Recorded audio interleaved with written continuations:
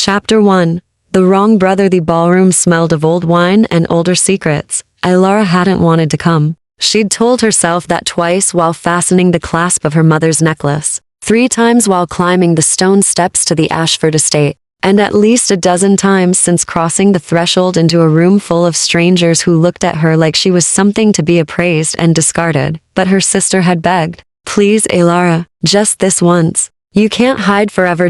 So here she stood, champagne untouched in her hand, watching couples spin beneath chandeliers that hung like frozen stars. The music was too loud. The laughter felt sharp. Everything about this place made her want to flee back to the small apartment she'd been hiding in for the past 6 months. Back to the safety of silence and solitude. "You look lost." The voice came from her left, smooth, playful, edged with the kind of confidence that came from never being told no. She turned. He was beautiful in the way that made people stupid. Dark hair swept back from a face carved from marble and mischief, eyes the color of smoke catching light. His smile was easy, practiced. The smile of someone who knew exactly what effect he had. "I'm not lost," Ilara said carefully. "Just observing."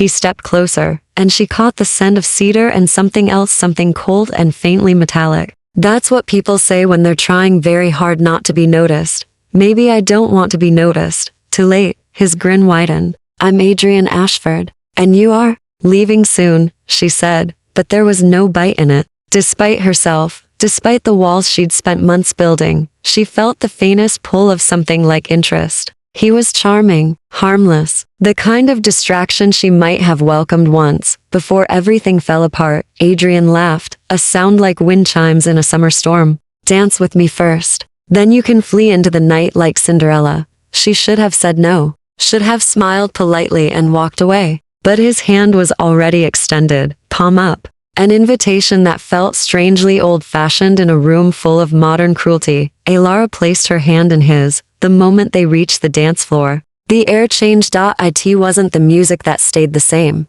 A waltz that belonged to a century neither of them had lived through. It wasn't the crowd, though she noticed now how people stepped back, creating space, their gazes sliding away as if compelled. It was the cold, a chill that crept up her spine like fingers of ice, raising goosebumps beneath the silk of her dress. She looked up at Adrian, about to ask if he felt it too, but his expression had shifted. The playfulness was gone. His eyes darted toward the far end of the ballroom, and for the first time since they'd met, he looked uncertain. "Adrian," she began. "Miss Thorne." The voice cut through the music like a blade through water, low, precise, and utterly commanding. Ilara turned. He stood at the edge of the dance floor, and everything else ceased to matter. Taller than Adrian, broader in the shoulders, dressed in black that seemed to drink the light rather than reflect it. His face was all hard angles and aristocratic lines, beautiful in a way that had nothing to do with warmth and everything to do with power. Dark hair touched with silver at the temples. Eyes like winter storms, gray and merciless and far to knowing. Ilara's breath caught. "Brother," Adrian said, and there was something strained in his tone now, something that sounded almost like fear. "We were just, I know what you were doing." The man's gaze never left Ilara's face. "Step aside." It wasn't a request. Adrian's hand tightened on hers for a fraction of a second, then released. He stepped back, shoulders tense. And suddenly Ilara was standing alone on the dance floor with a man who looked at her like he could see straight through skin and bone to the truth she'd been trying to hide. "You're Ilara Thorne," he said. Not a question. A statement of fact delivered with the weight of absolute certainty. "I am." Her voice came out steadier than she felt. "And you are?" "Cassius Ashford." He moved closer, each step deliberate, measured. "And you're dancing with the wrong brother, Miss Thorne." Heat flooded her cheeks, anger or embarrassment or something she couldn't name. "I wasn't aware there were rules about who I could dance with." "There are always rules." He stopped an arm's length away, close enough that she could see the silver threading through his dark hair wasn't gray at all, but something metallic, something that caught the light like frost. "Especially here. Especially tonight." "Then perhaps someone should have given me a handbook." The corner of his mouth twitched. It wasn't quite a smile, but it was close, something dark and dangerous and far more compelling than Adrian's easy charm.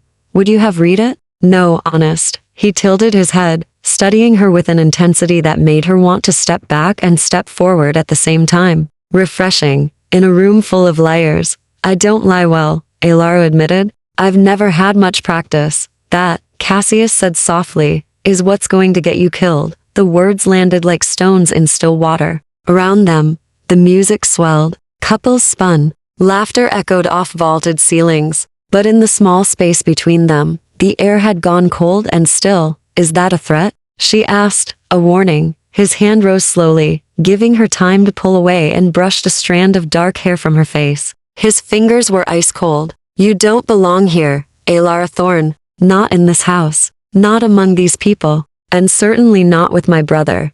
Then why did you pull me aside? His eyes met hers, and for a heartbeat, she saw something flicker in their depths. Hunger, loneliness, a vast and terrible knowledge that made her chest ache, because, Cassius said, his voice dropping to barely more than a whisper, if you're going to die tonight, I'd rather it not be because Adrian was careless. Chapter 2. The price of curiosity. Alara should have walked away. Every instinct she'd honed over 6 months of careful solitude screamed at her to turn. To find her sister, to leave this gothic mansion with its cold-fingered host and his dire warnings. But her feet stayed rooted to the polished floor, her pulse hammering against her throat like a trapped bird. You're trying to frighten me, she said. I'm trying to save you. Cassius's hand dropped from her face, but he didn't step back. There's a difference. From what? Your brother seemed perfectly my brother, he interrupted. Doesn't understand restraint. He sees something bright and reaches for it, without considering that some things burn when touched. The words settled over her like a shroud. Around them, the ballroom continued its macabre dance. Women in jewel-toned gowns, men in tailored suits, all of them moving with a synchronicity that felt rehearsed, practiced. Wrong. I don't understand, Alara whispered. Good. Something that might have been relief crossed his features. Keep it that way. Go home, Miss Thorne. Forget you came here. Forget my brother's smile and this conversation. Live your quiet life and count yourself fortunate. He turned to leave. She caught his wrist. The moment her fingers closed around the expensive fabric of his sleeve, several things happened at once. Cassius went utterly still, as if she'd pressed a knife to his throat instead of simply touching his arm. The couples nearest them stumbled in their dance, heads turning with predatory focus. And somewhere in the vaulted ceiling above, she heard what sounded like wings grate, leathery wings rustling in the shadows. Don't, Cassius said, his voice gone flat and dangerous. Don't touch me unless you mean it. Mean what? His eyes found hers, and they were no longer gray. They were silver bright and inhuman and beautiful in a way that made her breath stop. Everything, he said. Alara let go. Her hand fell to her side, trembling. But she didn't step back. You're not going to tell me what's happening, she said slowly, working through the pieces like a puzzle with half its edges missing. You're not going to explain why everyone here looks at me like I'm prey, or why your brother was so careful not to get too close, or why she stopped. The realization hitting her with the force of revelation. You're not human. Silence. Heavy and absolute. Then Cassius smiled, and it was nothing like Adrian's easy charm. This smile was all teeth and sorrow, the smile of a man who'd watched civilizations rise and fall and found no joy in either. No, he agreed. I'm not. The ballroom felt too small suddenly, too warm, despite the persistent cold that clung to Cassius like a second skin. Alara's mind raced through possibilities. What are you? What are you? What are you? But only one answer fit the pieces she'd been given. Vampire, she breathed. He inclined his head. The Ashford House, one of the 7 great houses of the North. We've held this city for 3 centuries, Miss Thorne. Longer than your country has existed. That's she searched for the word. Impossible, insane, terrifying. That's why everyone's watching. They're watching because you touched me. Because I let you touch me. Because in 300 years, I have never allowed a human to lay hands on me without invitation in a room full of my kind, and they're trying to determine what that means. What does it mean? I don't know yet. His gaze swept across her face, cataloging details she couldn't begin to guess. You were supposed to be no one, a name on a guest list, a sister fulfilling an obligation. You were supposed to dance with Adrian, laugh at his jokes, and leave before midnight, without ever knowing what this place truly is. But you're bleeding. Alara's hand flew to her throat, checking for wounds she didn't remember receiving. Her fingers came away clean, not literally, Cassius clarified, his voice gentler now. Emotionally, I can smell grief on you like perfume, Miss Thorne. Fresh grief. still raw, still weeping. It draws us like sharks to blood and water. Adrian would have fed on it without meaning to little tastes of your sorrow until you walked out of here a shell. And you would never have known why you felt so empty afterward. The floor seemed to tilt beneath her feet. She thought of Adrian's easy smile, his charming deflections, the way her hand had fit so naturally in his, the way she'd almost felt something like hope. He would have hurt me, not intentionally. But yes, Cassius watched her process this with something that might have been pity. We're monsters, Alara. Beautiful monsters with old names and older hungers. The smart thing, the only thing, would be to run from here and never look back. She should. God, she should. But 6 months of hiding had taught her something about herself. She was tired of running, tired of fear, tired of letting the world dictate what she deserved to feel. And if I don't want to run? She asked. Something flickered in those silver eyes. Surprise, interest, warning. Then you stay, Cassius said softly, and I keep you alive until sunrise. After that, you're on your own. Why would you do that? He was quiet for so long she thought he wouldn't answer. When he finally spoke, his voice carried the weight of centuries. Because something about you reminds me that I used to be human, he said. And I find I don't want to forget that just yet. Before she could respond, the music stopped. Every head in the ballroom turned toward the grand staircase, and Alara felt the temperature drop another 10 degrees. Chapter 3. The Countess descendeth. Women on the staircase were read like a declaration of war. She moved with the liquid grace of a predator. Each step measured and deliberate, her gown flowing behind her like arterial spray frozen in silk. Pale hair swept up in an elaborate coiffure that belonged to another century. Skin like porcelain. Lips painted the color of fresh wounds, and her eyes when they swept across the ballroom were the flat, depthless black of a shark's. The Countess, Cassius murmured, his hand suddenly at Alara's elbow. Not gripping, guiding. Don't look directly at her. Don't speak unless spoken to. And for God's sake, don't let her smell your fear. Is she one of us? House Blackwood. From the south. His fingers tightened fractionally. And she's very, very old. Alara had 100 questions, but the words died on her tongue as the Countess reached the bottom of the stairs. The crowd parted like water around stone, creating a clear path that led directly to where Alara stood with Cassius. This wasn't coincidence. Cassius Ashford, the Countess's voice was honey poured over razor, blades sweet and deadly in equal measure. How delightful to find you keeping company with humans again. I'd heard you'd given up such quaint pastimes. Countess Blackwood. Cassius's tone matched hers for false civility. What an unexpected pleasure. I wasn't aware the southern houses were sending representatives tonight. Oh, but surely you were. She glided closer, her gaze sliding to Alara with the weight of a physical touch. Surely you knew that when House Ashford extends invitations to mortals at the dark of the moon, other houses take notice.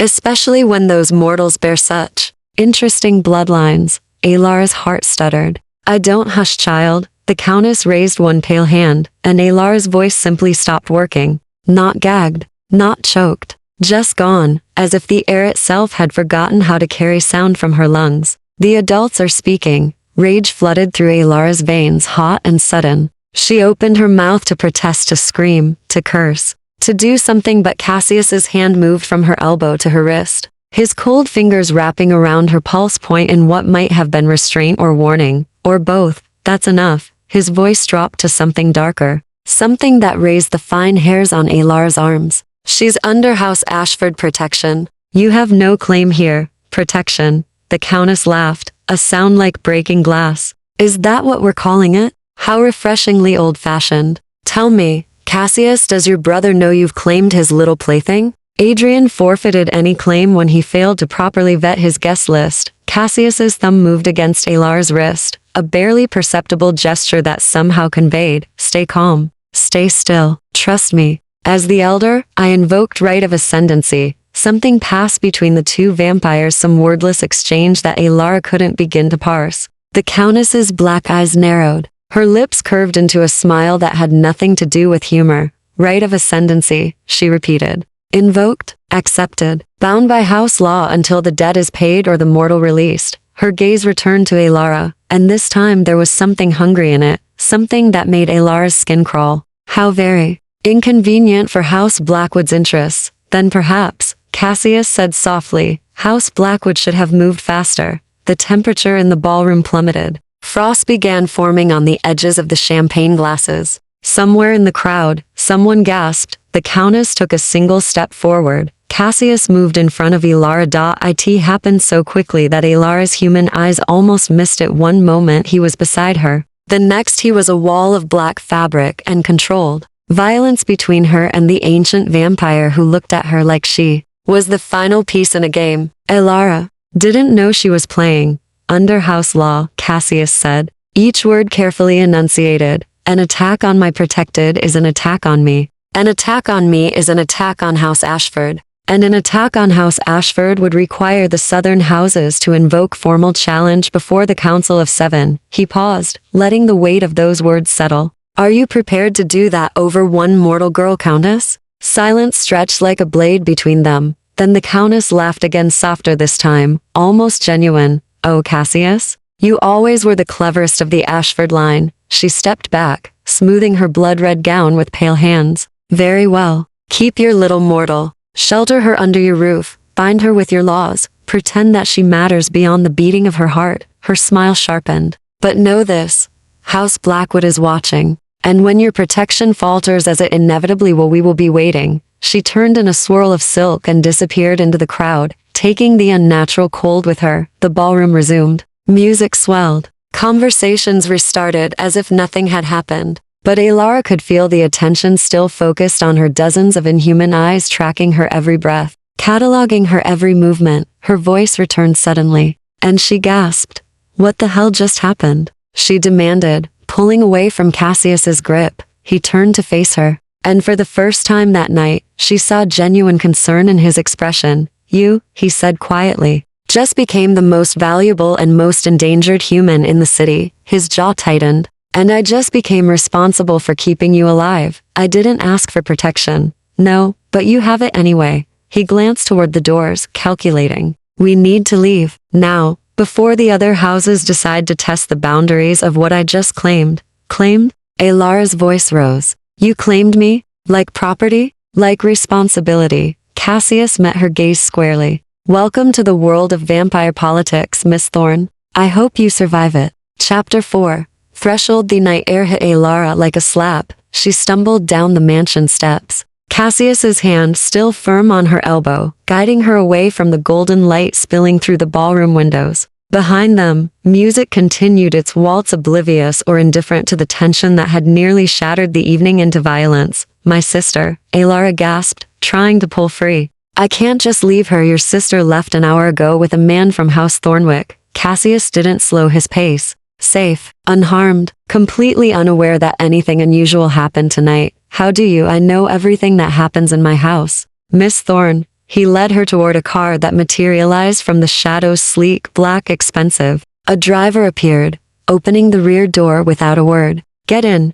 I don't take orders from. Get in the car, or I will put you in the car. Your choice. Something in his tone, not threatening, but utterly immovable, made her decision for her. Elara slid into the leather interior, and Cassius followed, closing them into a space that suddenly felt far too intimate. The car pulled away from the Ashford estate with barely a whisper of sound. Where are we going? Elara demanded. Somewhere safe. Somewhere the Countess and her ilk can't reach without declaring open war. He loosened his tie with one hand, a gesture so human it startled her. My private residence. It's been warded against intrusion for 2 centuries. Warded. Blood magic. Threshold laws. Invitation-only enchantments. He glanced at her. You won't understand half of it, but the relevant part is this. Once you cross my threshold willingly, you're bound to my protection until I release you or you choose to leave. Elara's laugh came out sharp and bitter. So I'm trading one prison for another. You're trading certain death for temporary sanctuary. His voice softened fractionally.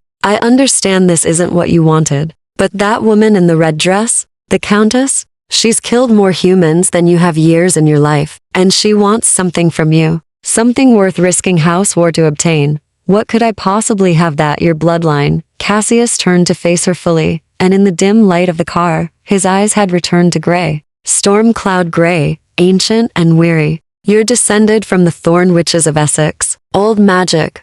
Older than most vampire houses. Magic that was thought extinct when the last practicing witch died 300 years ago. The words landed like stones in dark water, ripples spreading through Alara's understanding of herself. That's impossible, she whispered. I can't, there's no magic in my family. We're accountants and teachers, and dormant doesn't mean dead. He held her gaze. Your grief. The thing I smelled on you earlier. It's awakening something. Breaking down walls your ancestors built to keep their descendants safe from people like me. Like the Countess. Like every predator in that ballroom who could taste power bleeding off your skin. Alara's hands clenched in her lap. 6 months ago, her fiancé had left her at the altar. Not for another woman, but for a job offer in Singapore, a choice he'd made without consultation, without apology, without looking back. The humiliation had been bad. The betrayal had been worse. But the grief, the bone-deep, soul-hollowing grief that had surprised her most of all. She'd thought she was mourning the relationship. But maybe she'd been mourning something deeper. Something older. I don't feel magical, she said quietly. You wouldn't. Not yet.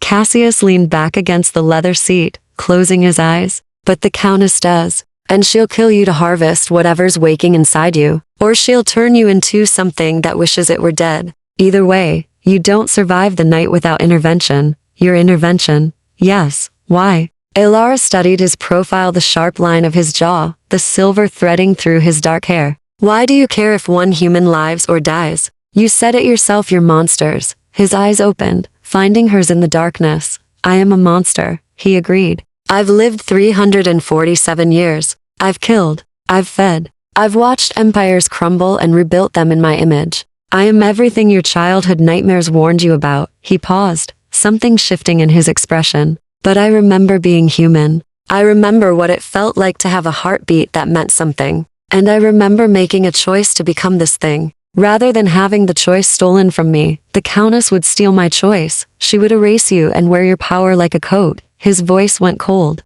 I won't let that happen. The car turned down a tree-lined street, pulling up before a wrought iron gate that opened soundlessly. Beyond it, Alara glimpsed a house, a manor built from gray stone and shadowed windows. Gothic architecture softened by climbing ivy and careful neglect. Last chance, Cassius said, as the car stopped. I can have you driven to the airport. Give you enough money to disappear somewhere far from here. You'll always be hunted, always be looking over your shoulder, but you'll be free of me. Alara looked at the house, then at Cassius, then at her own trembling hands.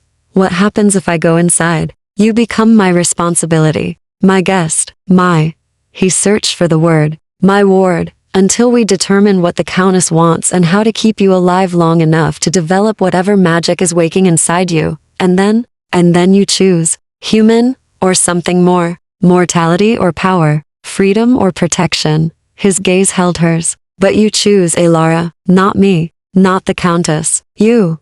She thought of 6 months spent hiding, 6 months of fear, 6 months of being nothing but the girl who'd been left behind. Alara opened the car door. Show me inside, she said. Cassius smiled small, genuine, touched with something that might have been relief or might have been regret. Welcome, he said, to the beginning of your education. Chapter 5. The masters who set the threshold felt like passing through water. One moment Alara stood on the stone steps, the next she'd crossed into an entrance hall that seemed to exist outside of time. Dark wood paneling rose to vaulted ceilings lost in shadow. Candlelight, actual candlelight, not electric imitation, flickered in iron sconces along the walls. The air smelled of old books and beeswax and something darker, something that reminded her of storms about to break. She searched for words that wouldn't sound foolish. It's beautiful. It's old. Cassius closed the door behind them, and Alara heard the distinctive sound of multiple locks engaging. Built in 1723 by a merchant who wanted to impress his rivals. He died 3 months after completion, influenza, and I bought it from his widow for a fraction of its worth. He moved past her, shrugging out of his jacket. I've lived here ever since. 300 years in one house. The concept made Alara dizzy. Do you sleep in a coffin? The question tumbled out before she could stop it, and she immediately felt her cheeks burn. I'm sorry, that was no coffin. His lips quirked with genuine amusement. I have a bedroom. A bed even. Though I rarely use it for actual sleep. Daylight puts us into a death-like stasis, but we don't require any special accommodations beyond darkness and security. He led her deeper into the house. through corridors lined with portraits of people whose eyes seemed to follow their passage. Alara wanted to ask about them, who they were, how they'd known him, but something about the weight of their painted gazes kept her silent. They climbed a staircase that curved like a nautilus shell and emerged onto a second-floor landing. Cassius opened a door to reveal a room that made Alara's breath catch, a bedroom. But unlike any she'd seen outside of historical dramas, a four-poster bed dominated the space, draped in midnight blue velvet. A fireplace carved from white marble stood cold and empty. Bookshelves lined one wall, leather spines gleaming in the lamplight. Cassius kindled with a gesture that was too fluid to be fully human. "This is yours," he said. "For as long as you stay. It's too much, it's necessary." He moved to the window, drawing heavy curtains closed with decisive movements. "The house has rules. You need to know them before sunrise." Alara sat on the edge of the bed, exhaustion suddenly crashing over her like a wave. "I'm listening." Cassius remained by the window, backlit by the lamp, his face half in shadow. "First, you can leave any time you choose, but you must tell me before you cross the threshold. The moment you leave without permission, my protection ends, and you're fair game for any house that wants you. Prisoner with benefits," Alara muttered. "Ward with autonomy," he corrected. "Second, do not invite anyone into this house. Not your sister, not a friend, not a delivery driver. The threshold recognizes my blood and yours. Anyone else requires my explicit permission. What happens if I do? The wards collapse. Every vampire in the city knows where you are within seconds. We both die." He said it flatly, without drama. "Third, certain areas of the house are forbidden. The east wing, the cellar, my private chambers. If a door is locked, there's a reason." "What kind of reason?" His eyes met hers, and she saw the monster beneath the man, ancient, hungry, carefully controlled. "The kind that keeps you alive," he said softly. "Fourth and most important, I will need to feed while you're here. Not from you, never from you without permission, but you will see me bring guests to the house. You will hear things. Ignore them."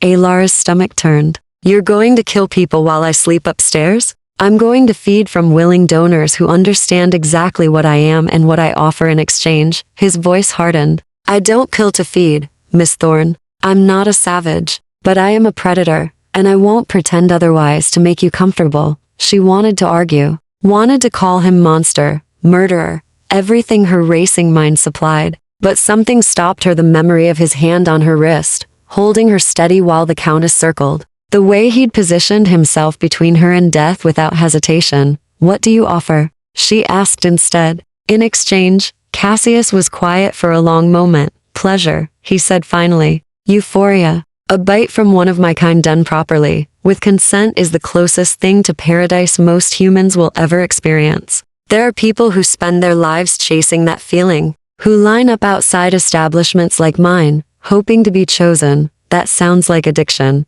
"It is." He didn't flinch from the accusation. "Which is why I limit my donors, why I ensure they understand the risks, why I send them away after 3 visits maximum. But I won't lie to you about what I am, or what I need to survive." Alara pulled her knees to her chest, suddenly feeling very small in the vast bed. "I don't understand any of this," she whispered. "Yesterday I was hiding in my apartment, trying to figure out how to pay rent. Now I'm in a vampire's house, being told I have magic I can't feel, being hunted by immortals I didn't know existed. It's too much." Cassius moved, then not with supernatural speed, but with careful deliberation. He crossed the room and knelt before her, bringing himself to eye level. His cold hand covered hers where it clutched her knee. "I know," he said, and his voice held something she hadn't expected, compassion. "This world isn't kind to the newly aware, but you're stronger than you think, Alara Thorne. You touched me in a room full of predators. You faced down the Countess without breaking. You chose to walk through my door knowing what I am. Maybe I'm just stupid. Maybe you're brave." His thumb traced gentle circles on her hand. "Sleep. Tomorrow night, I'll begin teaching you how to survive. But tonight, you're safe. I promise you that."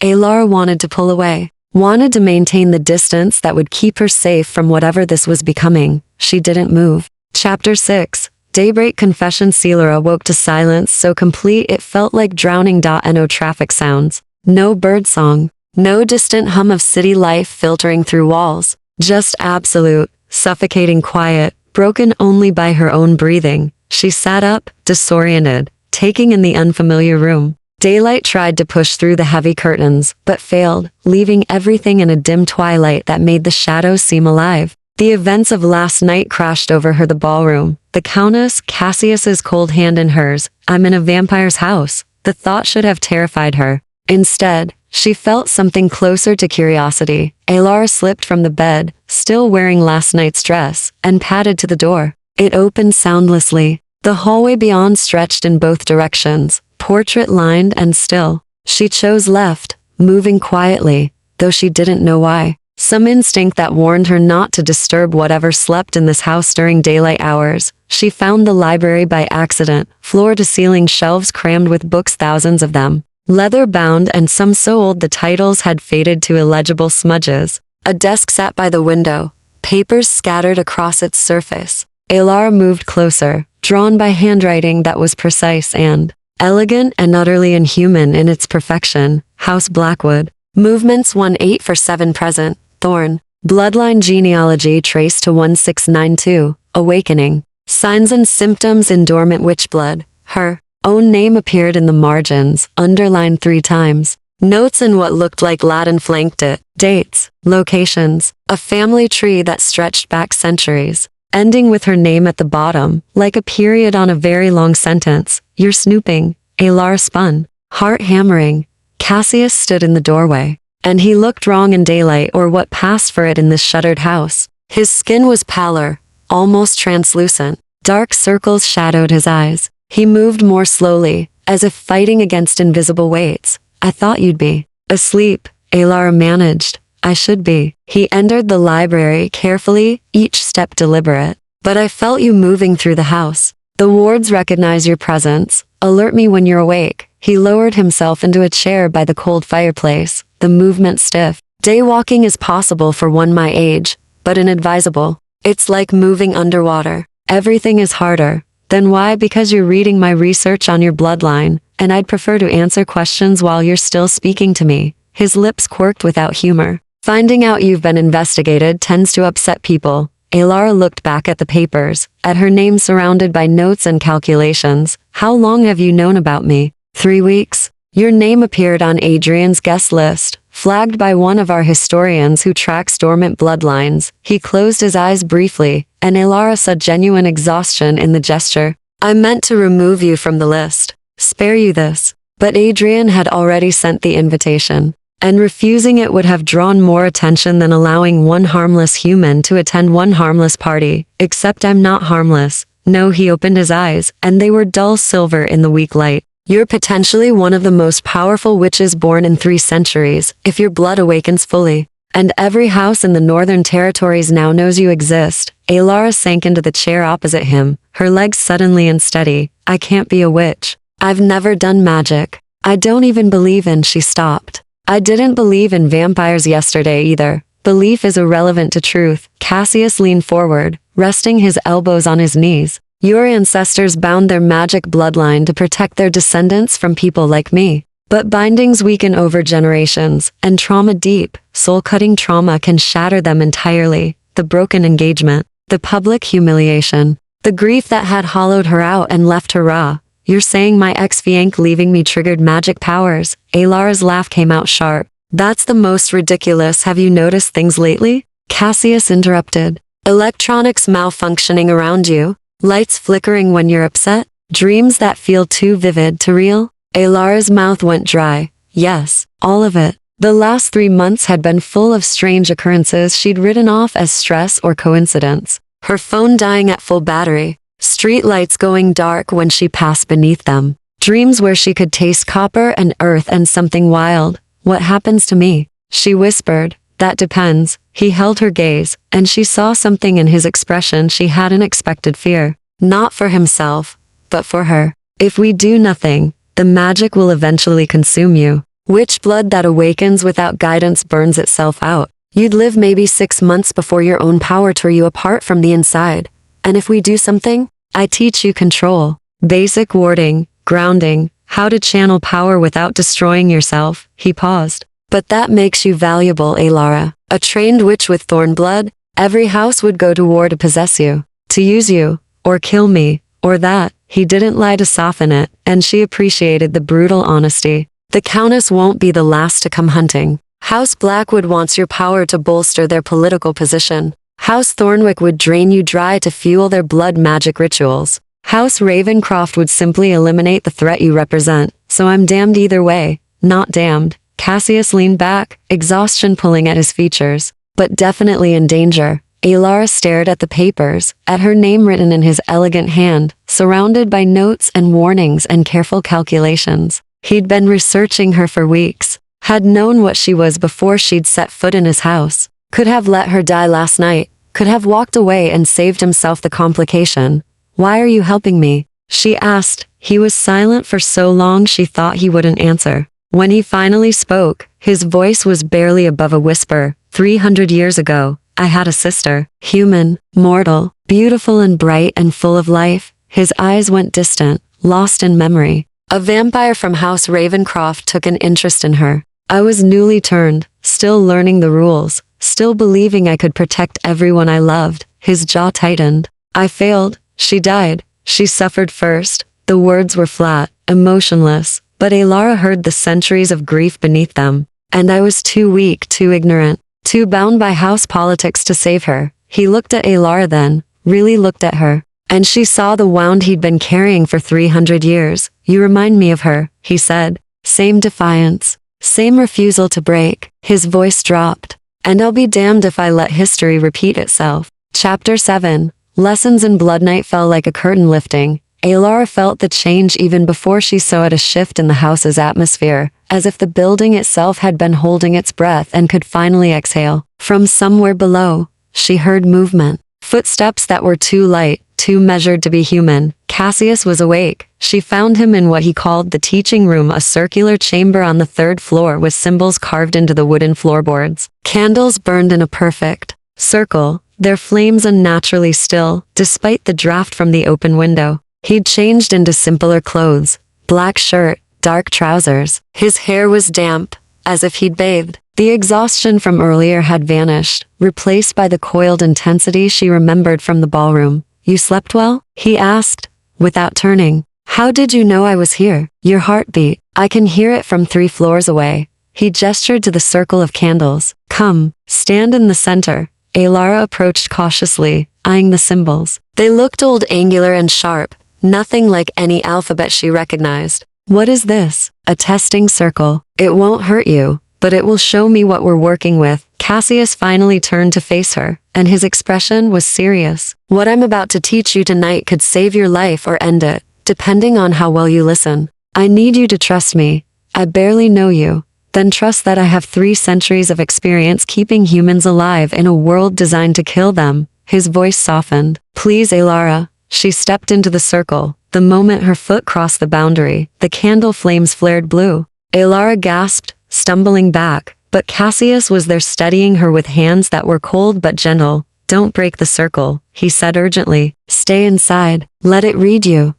Read me? What does that? Heat exploded through her veins. Not painful, but overwhelming, like every nerve ending had suddenly caught fire. The symbols on the floor began to glow, pulsing in time with her racing heartbeat. Images flashed behind her eyes, a woman in colonial dress stirring a cauldron. Another woman hanging from a gallows tree, generations of faces that looked like hers but weren't, all the way back to someone standing in a forest clearing with their hands raised to a moonless sky. Thorn, witch, blood. The words echoed in her skull, not spoken, but felt, carved into her DNA like genetic memory. Then it was over. Alara collapsed, but Cassius caught her before she hit the floor. He lifted her effortlessly, carrying her to a chair beyond the circle's edge. His face was grim. Well, she managed, her voice shaking. You're awakening faster than I thought. He crouched before her, studying her face with clinical intensity. The binding is almost completely shattered. Another few weeks and your power would have started manifesting uncontrollably.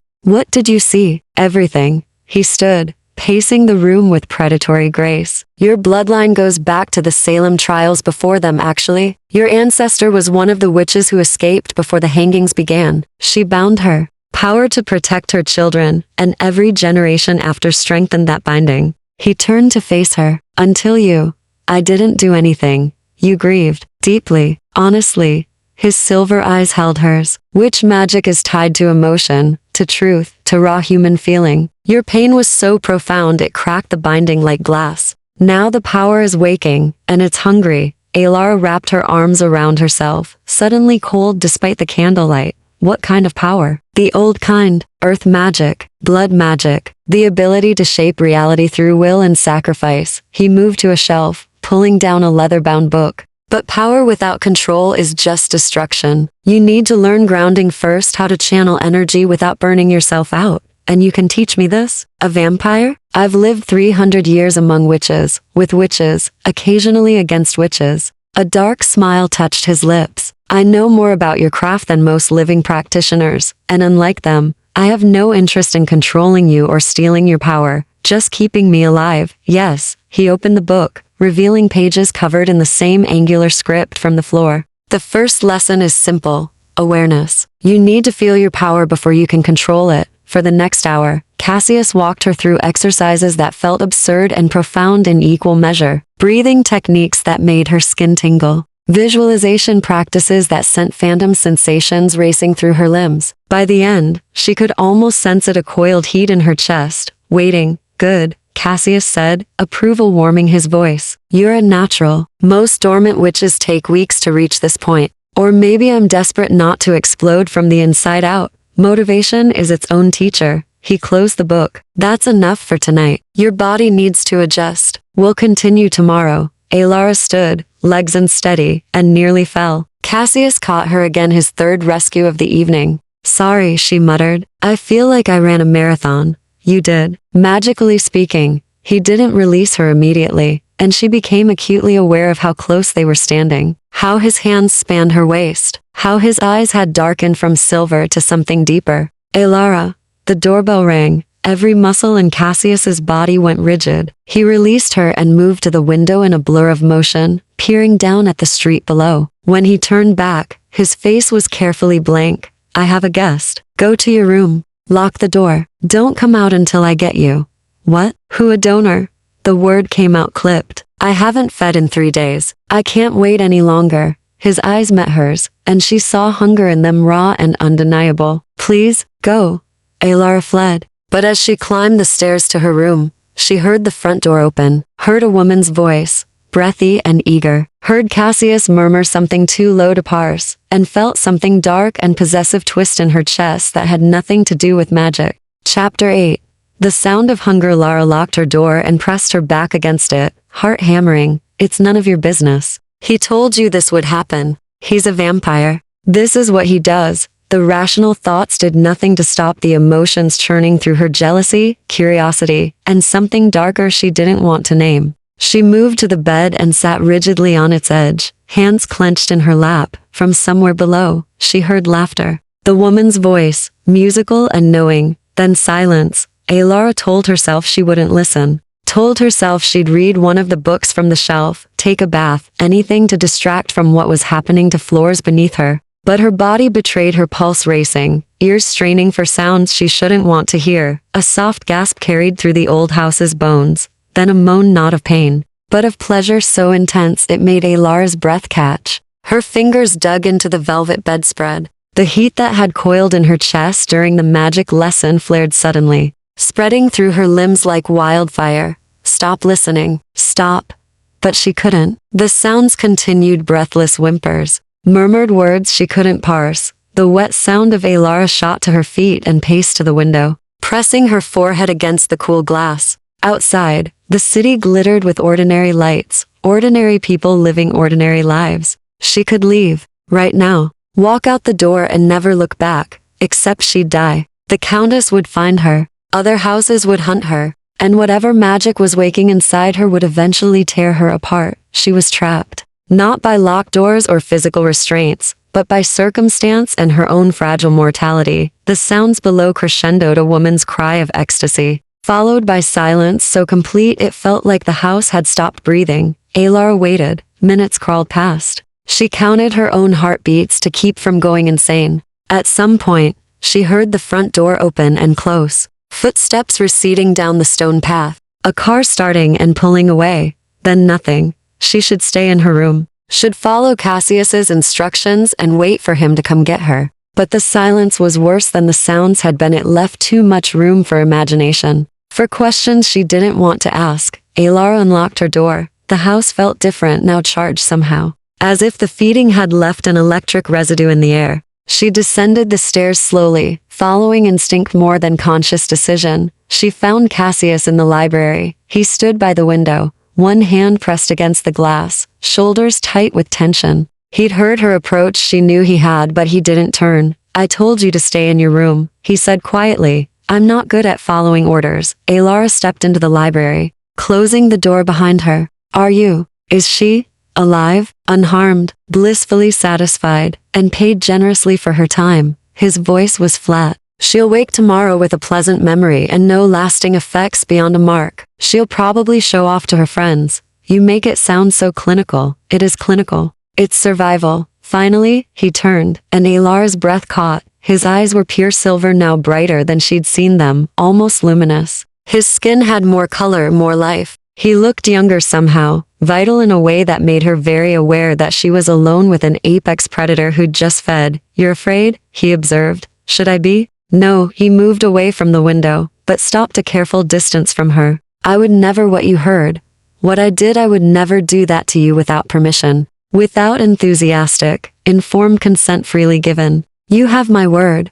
The way you have it from your donors?" Something flickered in his expression. "They know what I am. They come willingly, eagerly. They sign contracts, agree to terms. It's transactional." It sounded like more than a transaction. "That's the nature of feeding." His jaw tightened. "The euphoria is real, Alara. I don't fake it or manipulate it. When a vampire feeds from a willing human, it releases endorphins, dopamine, oxytocin, every pleasure chemical the brain can produce. It's biology, chemistry, not emotion. But you feel it too." He went very still. "Yes."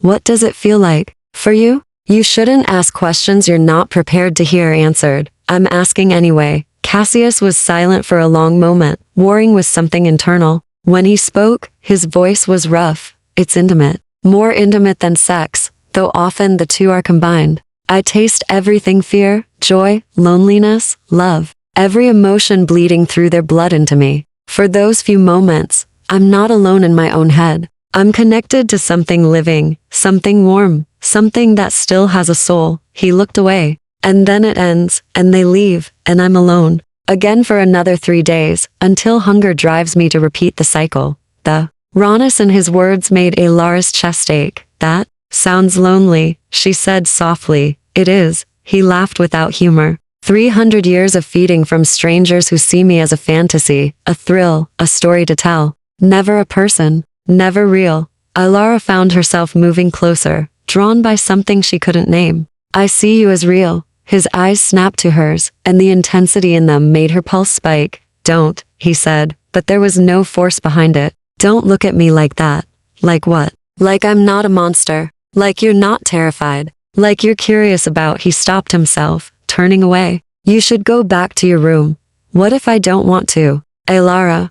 Her name was a warning and a plea. "I just fed. My control is better now. But you're standing too close. And your heartbeat is too fast. And you smell like magic and grief and something I haven't encountered in decades." "What?" He met her eyes in the window's reflection. "Trust," he whispered. "You smell like trust."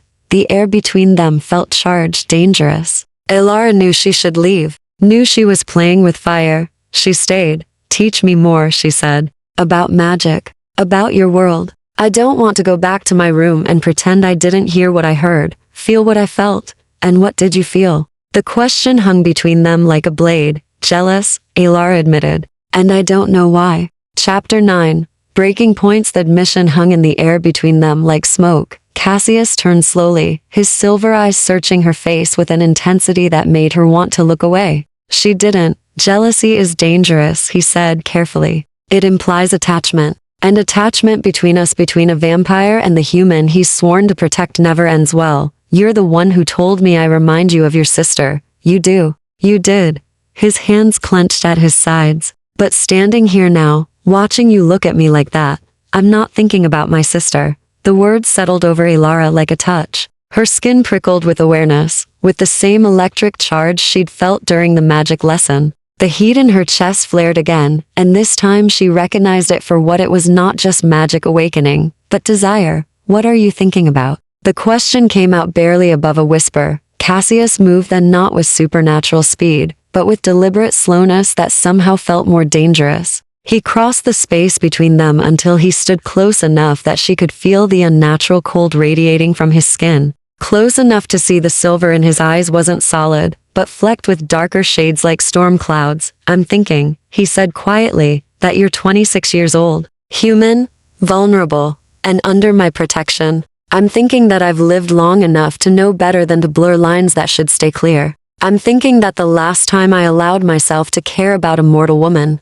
I watched her die because I was too selfish to let her go. I'm not her. No, his hand rose, hovering near her face but not quite touching. You're somehow worse. Because she was innocent, uncomplicated. But you have shadows in your eyes that match mine. You've been betrayed, abandoned, broken. And something in me recognizes that. Wants to what? His jaw tightened. Wants to show you that not everyone leaves. That some of us stay even when staying is harder than walking away. Ilara's breath shuddered out. 6 months of loneliness, of feeling like damaged goods, of believing no one would ever want her broken pieces, all of it cracked under the weight of his words. You barely know me, she managed. I know you're brave enough to touch a vampire in a room full of predators. I know you're stubborn enough to demand answers instead of running. I know you stayed when I offered you escape. His hand finally made contact, fingers brushing her cheek with cold gentleness. And I know that in 300 years, I have never let a human inside these walls, never shared my history, never felt this. The explosion cut him off. The library windows shattered inward in a spray of glass and smoke. Ilara screamed, but Cassius was already moving, pulling her down, covering her body with his as debris rained around them. She heard shouts from outside, multiple voices, all wrong to sharp, to cold, to hungry. Stay down, Cassius commanded, and his voice had gone completely inhuman. He rose in a fluid motion, placing himself between Ilara and the broken window. 3 figures stood in the wreckage, 2 men and a woman, all beautiful, all pale, all radiating the same predatory stillness she'd learned to recognize.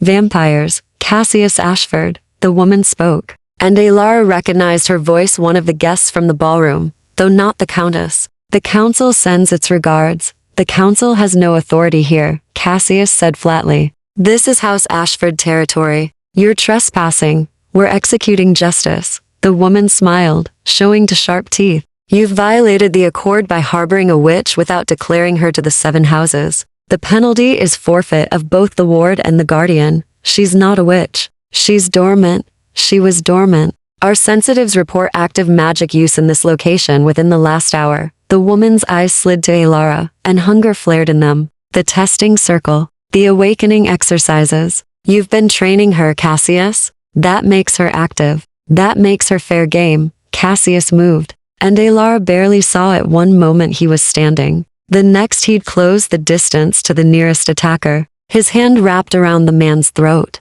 She is mine. Each word came out sharp as broken glass. Under right of ascendancy, claimed and bound. Touch her, and you declare war on House Ashford. House Ashford is weak, the woman said calmly, even as her companion struggled in Cassius's grip. 3 of the 7 would support the council's decision to remove a rogue elder who hoards power for himself. 3 isn't enough for majority vote. No, the woman's smile widened. But the countess has already pledged House Blackwood to the cause. That makes 4.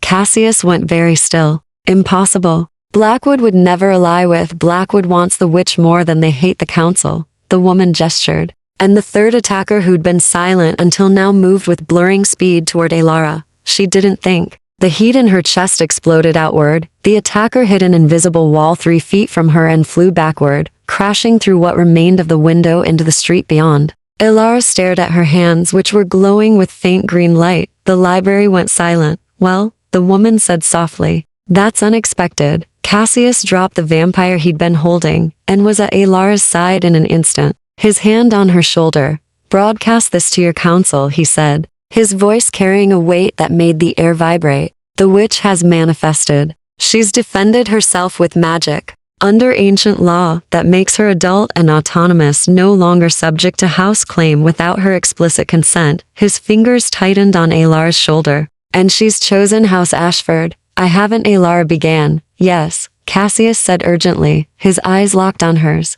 You have. Say it.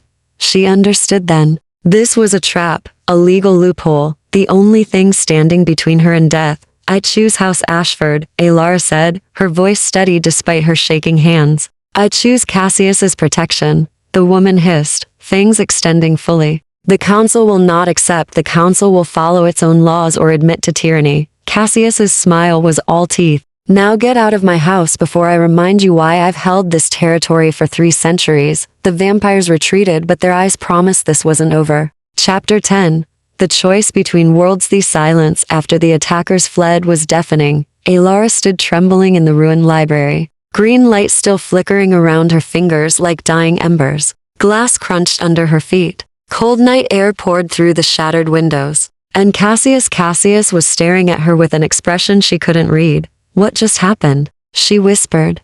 You manifested. Weeks early. He moved to the windows, scanning the street below with predatory focus. That should have been impossible. The awakening I sensed was barely beginning. I didn't mean to. I just felt him coming at me, and you defended yourself. Instinctively. Perfectly. He turned back to her. And something like a crossed his features. Do you understand what you just did? You repelled a vampire with over a century of experience, using nothing but raw, untrained power. The green light around her hands sputtered and died. Immediately, exhaustion crashed over her like a wave. Her knees buckled, but Cassius caught her before she fell. He was always catching her. Easy, he murmured, lifting her into his arms. The first manifestation always drains you. You need rest. They're coming back. Her voice slurred with fatigue. The council, the countess. They'll have to go through me first. He carried her from the library, moving through hallways she barely registered. And I've survived longer than most for a reason. He brought her, not to her bedroom, but to a different chamber, smaller, more intimate,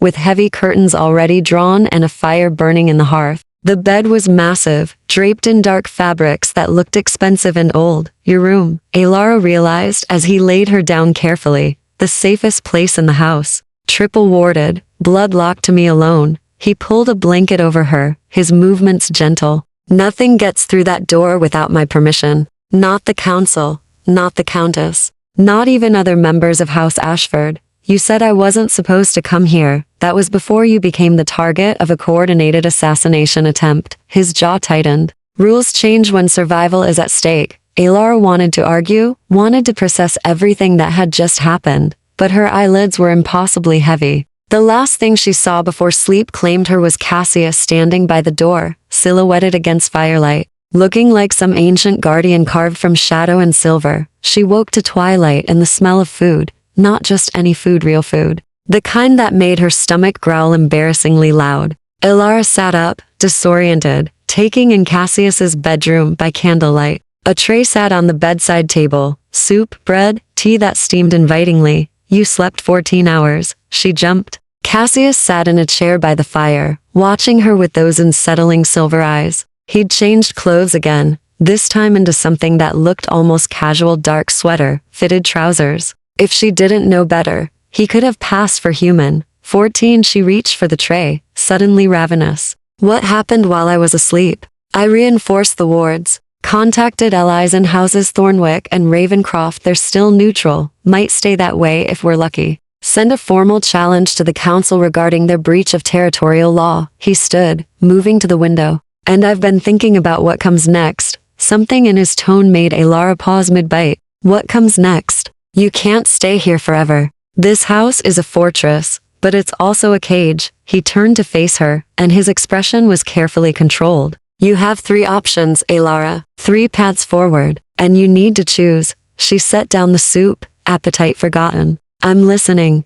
Option 1. I help you flee. New identity, new city, enough money to disappear completely. You'd still be hunted, still be vulnerable, but at least you'd be free of this. He gestured around the room. Of me. And option 2. I train you, fully, completely. Every aspect of witch magic I know, every defense, every weapon in your arsenal developed until you're strong enough to stand alone. Then I release you from House Ashford protection, and you walk into the world as an independent power." His voice softened. "You'd be respected, feared even, but also constantly tested, constantly challenged. It's a hard life." Alara's chest tightened. "And option 3? Cassius was quiet for a long moment, his gaze fixed on something beyond the window. "Option 3 is the one I shouldn't offer. The one that violates every principle I've held for 3 centuries. He looked at her then, and the raw loneliness in his eyes made her heart ache. "You stay, not as my ward, but as my partner.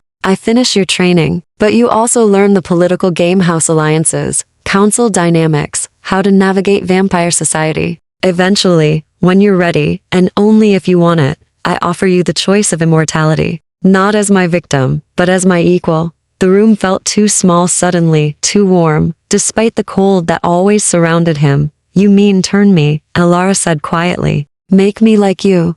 Only if you choose it. Years from now, when you've seen what this life truly costs. When you understand that immortality means watching everyone you love age and die while you remain frozen." His hands clenched at his sides. "I won't lie, I want you to choose this option. For the first time in 300 years, I want someone to stay. But I also know that wanting something doesn't make it right." Alara stood on, shaking legs, moving to where he stood by the window. The city lights glittered below them, millions of ordinary people living ordinary lives. Lives she could return to, if she chose. Lives that would be easier, simpler, safer, emptier. "If I choose option 3, she said slowly, "what does that make us? Partners? Allies?" He swallowed hard. "Eventually, if you want it, lovers. But that comes later, when the power imbalance has shifted, when you have the strength to tell me no and make it stick. And if I choose 1 or 2, then I let you go. And I go back to being alone."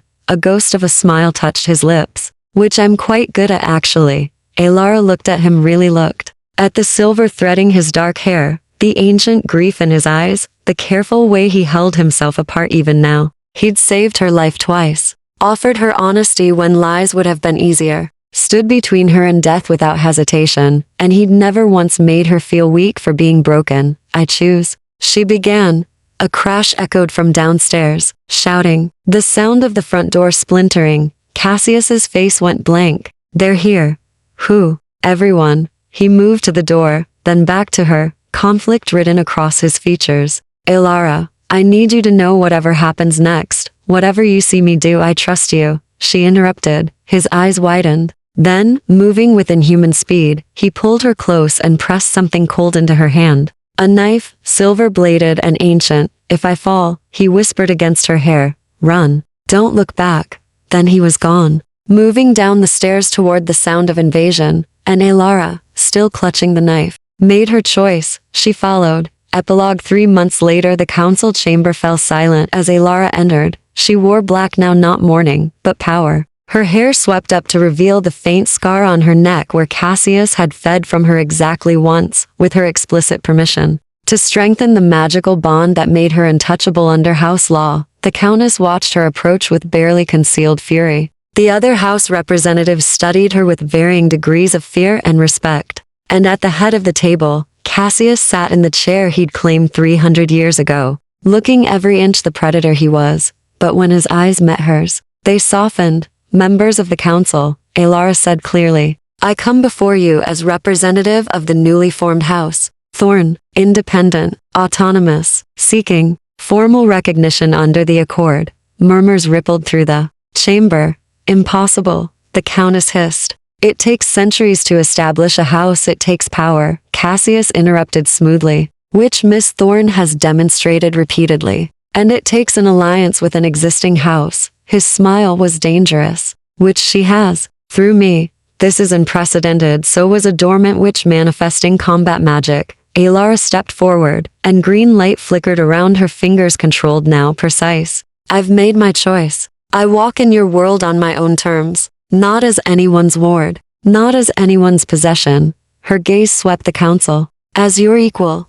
The vote took hours, but when it ended, Alara stood as the youngest house leader in vampire history, and when Cassius found her later on the roof of his manor, watching the city lights, he didn't ask what her final choice had been. He already knew. "Partners?" he asked quietly, standing beside her. partners, Alara agreed. Then, after a pause, for now, his laugh was soft, genuine. For now is enough. She slipped her hand into his cold one. And for the first time in 6 months, maybe in her entire life, Alara felt like she'd finally found where she belonged. In the dark, in the danger, with a monster who'd taught her how to become one herself.